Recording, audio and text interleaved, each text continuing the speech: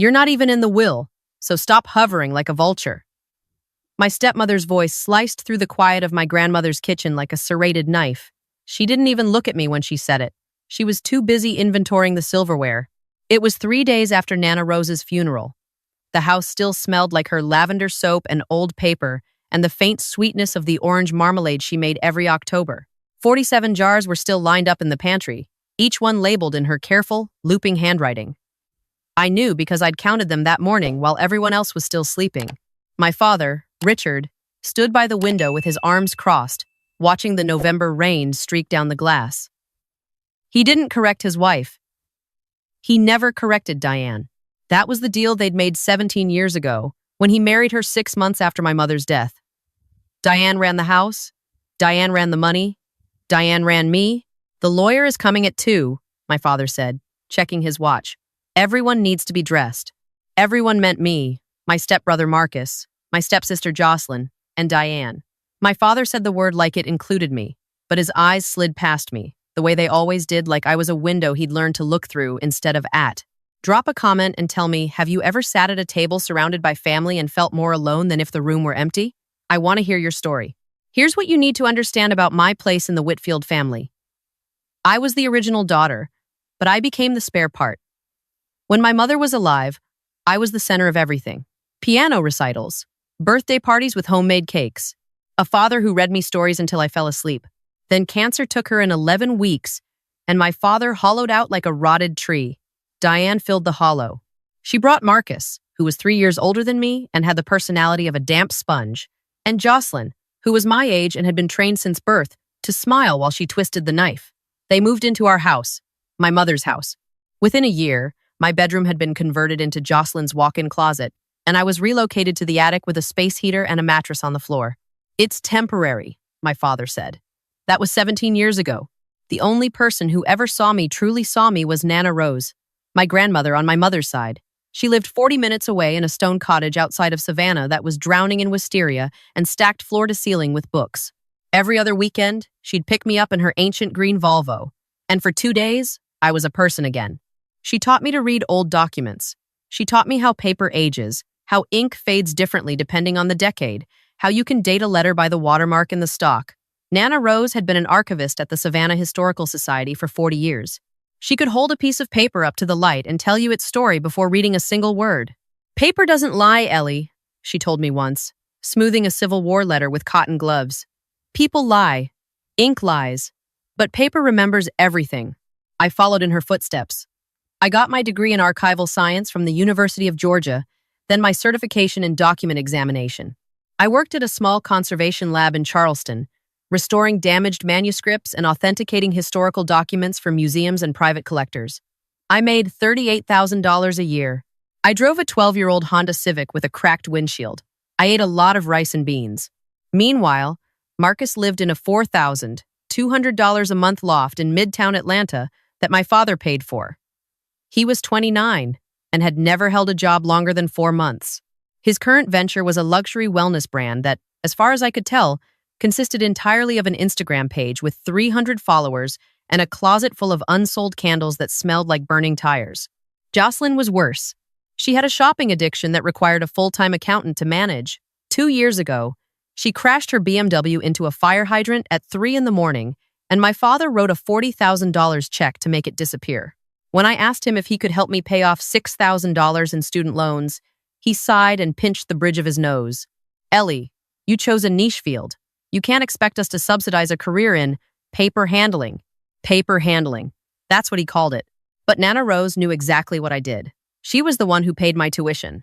She was the one who bought my first set of professional magnification loupes. And 3 months before she died, she sat me down in her kitchen and told me something that rearranged the architecture of my entire life. I changed my will, sweetheart, she said, pouring tea into a chipped blue cup. Everything goes to you. The house, the savings, the collection. I stared at her. Everything? What about Dad? Your father has made his choices. Her voice was steady, but her jaw was tight. I loved my daughter. I love you. Richard chose Diane, and Diane has been circling my estate like a buzzard for a decade. I will not let her pick my bones. Nana Rose's estate was worth $1.2 million. The cottage, the land, her savings, and a collection of rare historical documents she'd spent her lifetime acquiring: letters, manuscripts, maps worth at least $300,000 to the right buyer. That conversation was the last real one we had. She died on a Tuesday in September. Quietly, in her sleep, which is what she would have wanted. The wisteria was still blooming. Now it was November, and a lawyer named Mr. Hadley was sitting at the head of Nana Rose's dining table, opening a leather portfolio. Diane had positioned herself at his right, close enough to read over his shoulder. Marcus was on his phone.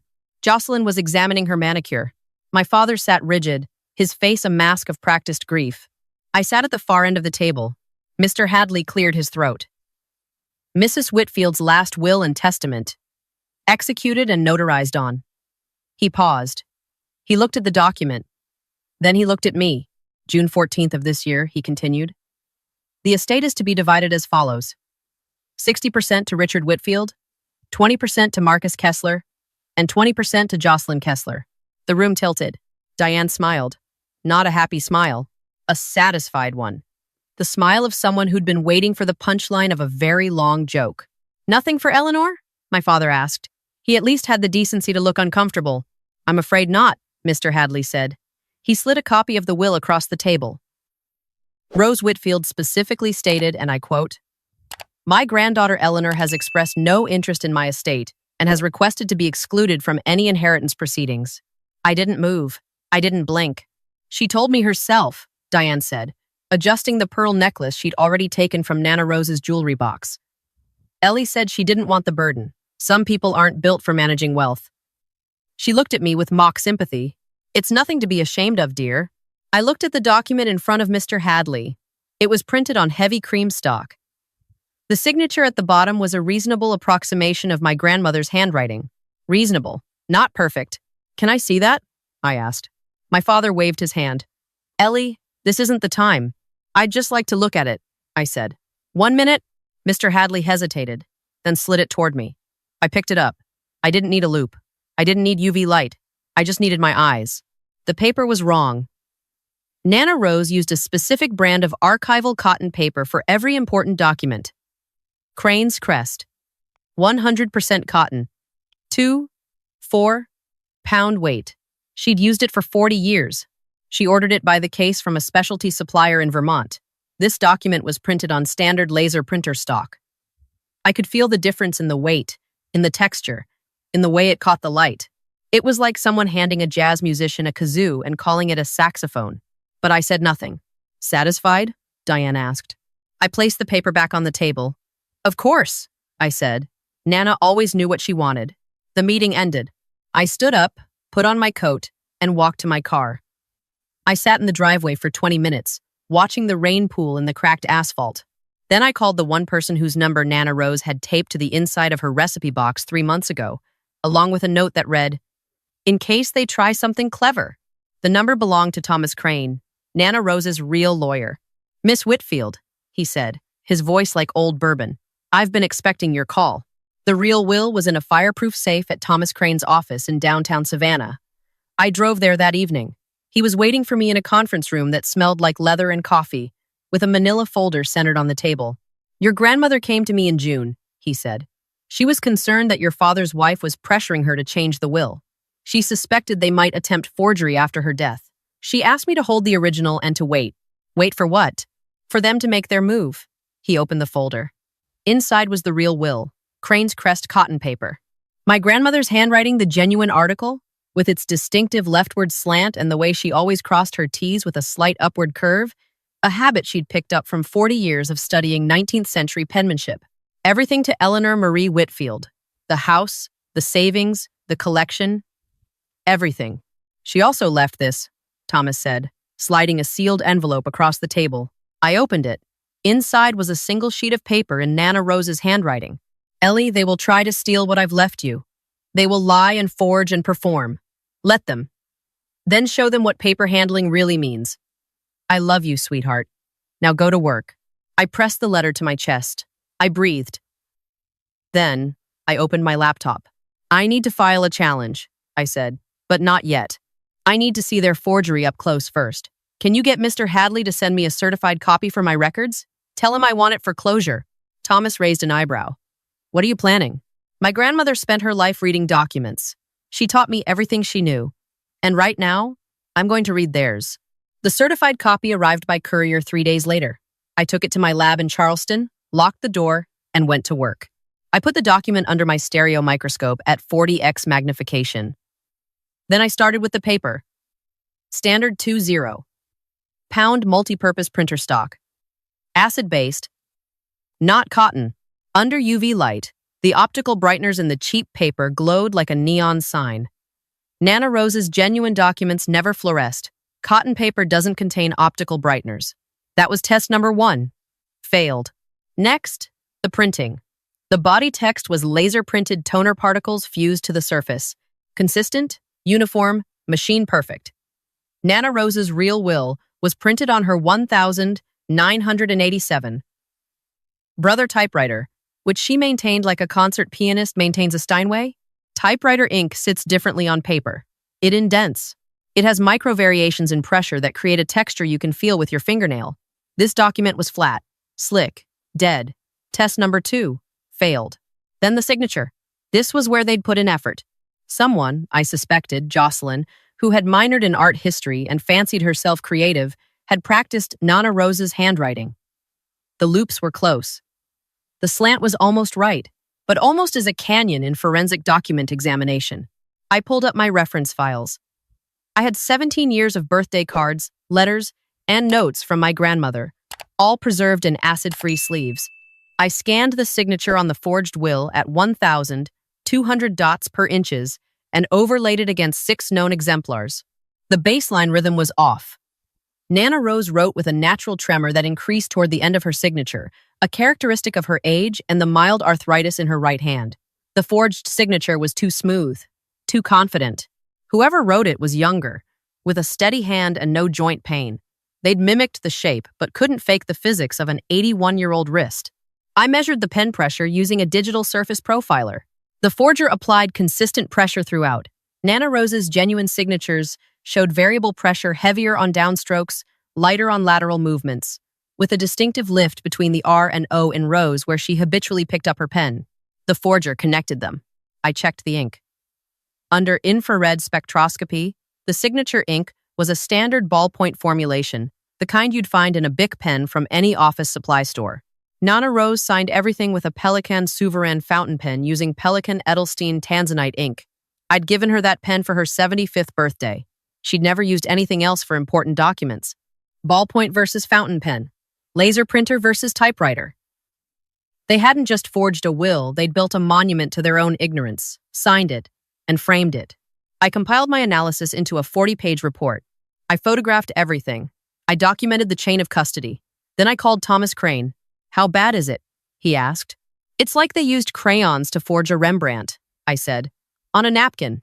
Good, he said. Then let's end this. Thomas called a meeting.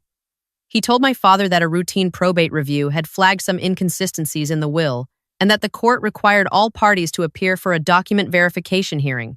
Standard procedure, he said. Nothing to worry about.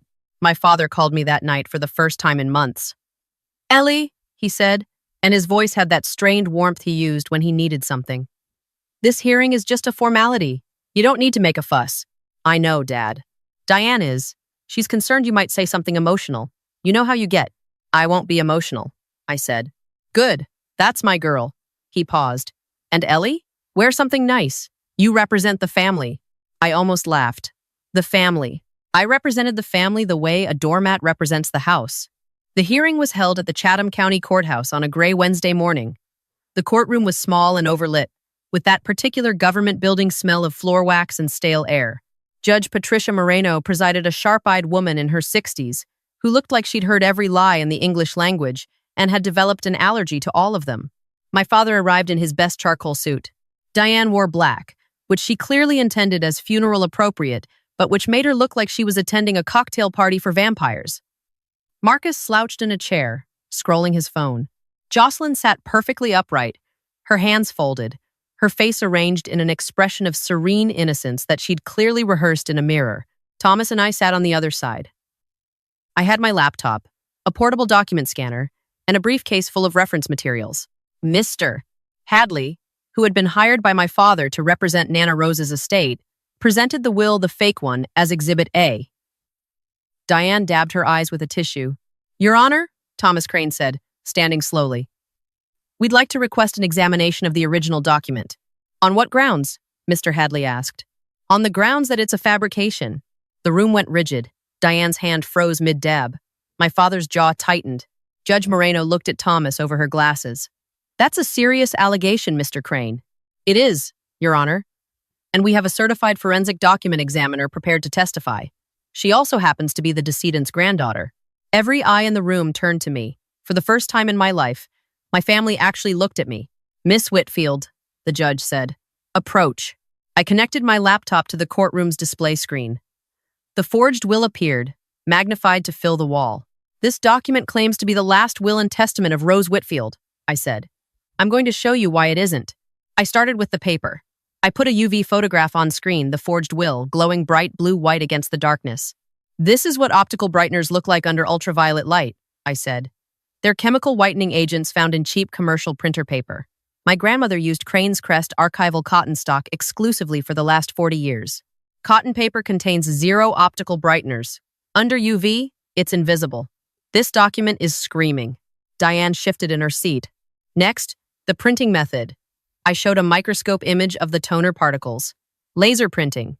Uniform, flat, surface-bonded toner. My grandmother typed every legal document on a 1987 Brother typewriter. Typewriter text is mechanically impressed into the fiber of the paper. You can feel it with your fingers. This page is smooth.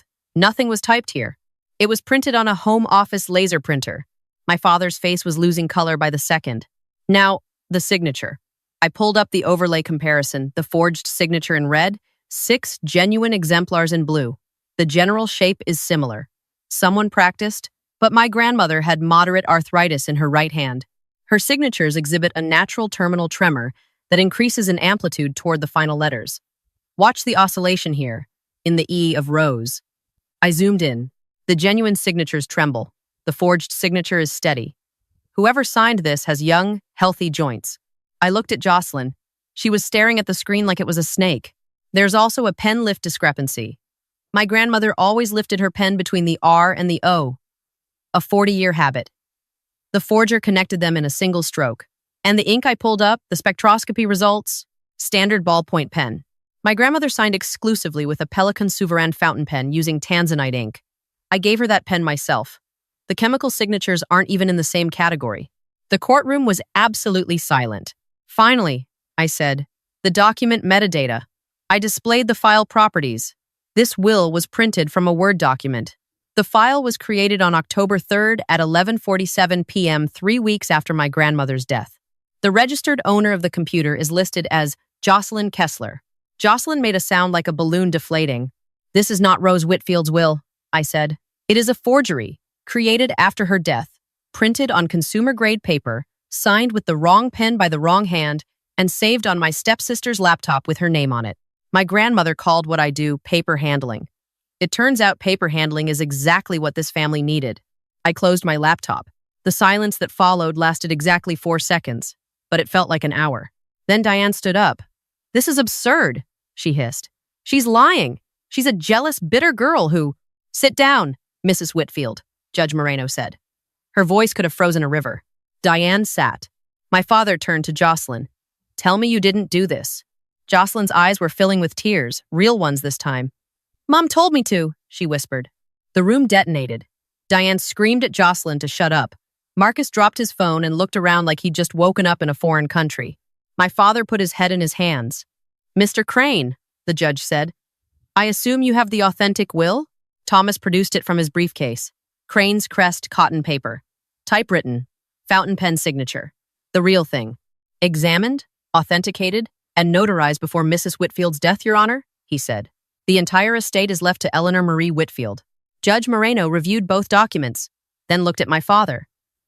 Mr. Whitfield, your wife and stepdaughter submitted a forged legal document to this court? That is not a civil matter. I am referring this to the District Attorney for Criminal Prosecution. Forgery of a testamentary instrument is a felony in the state of Georgia, carrying up to 10 years. Diane went white. Not the flushed, angry white of embarrassment, the bloodless white of genuine fear. You can't, she started. I can, the judge said. And I am. Two officers escorted Diane and Jocelyn out through a side door. Diane's heels clicked against the tile floor in a frantic, uneven rhythm. Jocelyn was crying. Marcus followed, looking bewildered, pulling his jacket on backward. My father stayed seated. He looked at me for the first time in years, actually looked at me, without Diane's filter, without the practiced indifference. Ellie, he said. His voice cracked. I didn't know. I swear I didn't know about the forgery. Maybe not, I said. But you knew about everything else. You knew about the attic. You knew about the student loans. You knew about the $80,000 you spent on Marcus's candle business while I was eating rice and beans in Charleston. You didn't need Diane to tell you I was invisible. You decided that on your own.